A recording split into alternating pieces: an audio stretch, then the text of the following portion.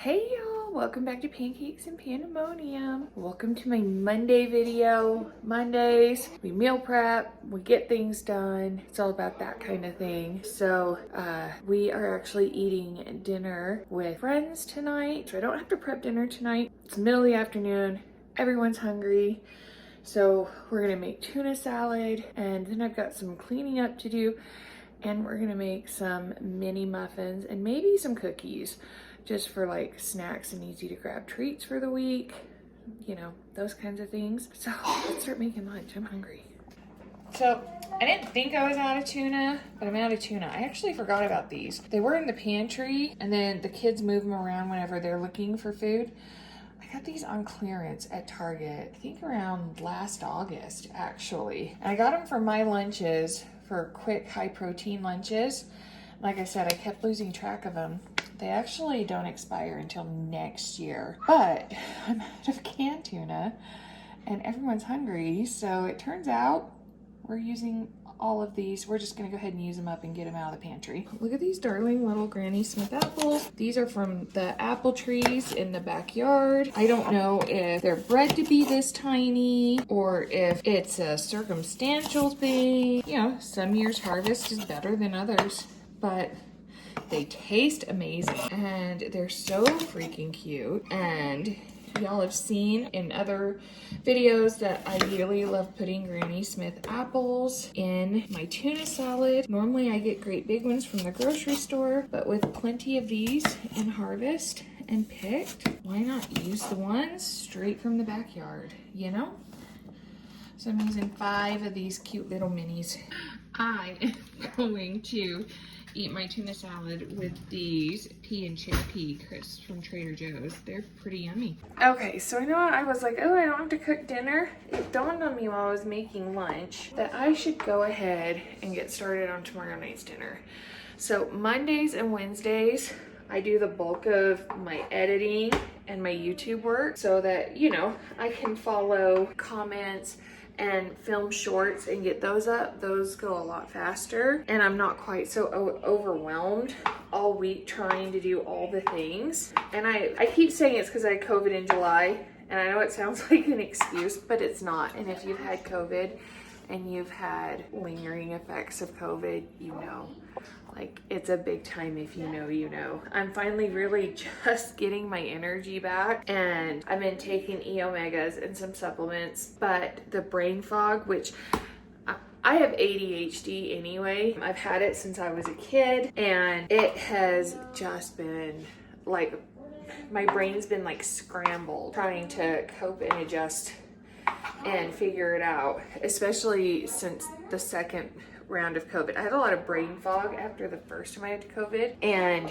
I don't know how to explain it. It's just overwhelm and some brain fog, not as much brain fog this time, but like I can't find words, more searching, more, or just like drawing uncomfortable blanks, things that I should not be blank on, and trouble focusing. And so it's all finally starting to like come back together. And so of course I love doing this, so I want to fix my schedule, fix my routine. You know, homeschooling, even with kids who are on computers with teachers, takes a lot of work, and we're working on implementing some extras, more scripture study and prayer during our day, and things I always intended to do but just was not able to grasp on at the beginning of the school year like I wanted. So, you know, I need time to work and time to focus on the kids, and so getting ahead on meals helps with that intensely. So tonight, I told you we're having dinner with friends upstairs. I'm gonna throw on a crock pot full of my easy broccoli and cheese soup. Guys, this recipe is so easy. So I've got 8 cups of water. Don't get weirded out. It's actually gonna be broth. But if you know me, I don't mix them first. it does the same thing in the pot. It's fine. And then I'm not frustrated. So we're gonna make chicken broth in here. That is a 32-ounce brick of Melton Dip, which is the, oh guys, it's time for more better than bouillon. That's the Walmart brand Velveeta. I think it's called Melton Dip. And I'm telling y'all, back in the day, you got a vastly different product from generic to Velveeta. And it is just not the case anymore, but it's fine. I'm gonna add this. Look at me using up my spices. I'm gonna get some more buttery steakhouse. I'm not gonna make y'all listen and watch the cheese ooze out, but we're gonna add in 2 cans of cheddar cheese soup, 2 cups, 2-ish cups. Cheese is one of those things, measure with your heart. A bowl full, how about that, of cheddar cheese. And guys, I have not had cheddar cheese in the house, or thought I had it. Turned out kids ate it, whatever. I've made it without the cheddar cheese and it still turns out really good. So just know the cheese kind of takes, the cheddar cheese takes it kind of over the top, but it's fine without it. Then we're gonna add in 2 10-ounce bags of broccoli. All right guys, check it out. Everything's in here. I'm not even gonna stir it for a couple of hours. We're just gonna make sure that broccoli's covered so it doesn't get rubbery, because it will. I'm gonna stick this in the crock pot shell and we're gonna cook it on high for about 4 hours. When it's done, this is what I'm gonna, guys, I got these specifically to keep leftover soup in my fridge because we never have room and it is such a pain, and or it gets shoved to the back. So I bought, I think there was 6 or 8 of these in a case. And these have been the best thing to store leftover soup in the fridge. They stand out, they're easy to find, they're easy to grab, and you know, it'll hold. Sometimes I have to do 2, but still, like, it holds what we need. Now we're gonna make 2 packages. These are just Martha White chocolate chip muffins. They're $1.08 at Walmart. Cup of milk. Sometimes I use buttermilk, but in these, I don't know what it is. I like to use actual buttermilk, not like add vinegar or lemon juice to the milk. It's one of the few recipes I can taste a difference on. I use this because my other liquid one I dropped trash and lids in, and I don't have a lot of liquid measuring cups. Mason jars have measurements on the side. And one of my favorite tricks, if I have half and half, I will use that. Kind of gives it a nice, like, I guess almost like sweet cream taste to the muffin batter. It's really yummy. Just a little something extra. We're gonna mix these until they're nice and thick. We don't want to over mix them. And we're just gonna pop them in the muffin tin in a 400-degree oven for like 15 minutes. Okay, so the chocolate chip ones got snacked on while they were cooling, which, I mean, I guess that's the whole point of them. I just wanted them to last longer than today. Tomorrow is fall break, so I thought they might like having some treats around. So I'm gonna whip these up. We also have 2 banana ones.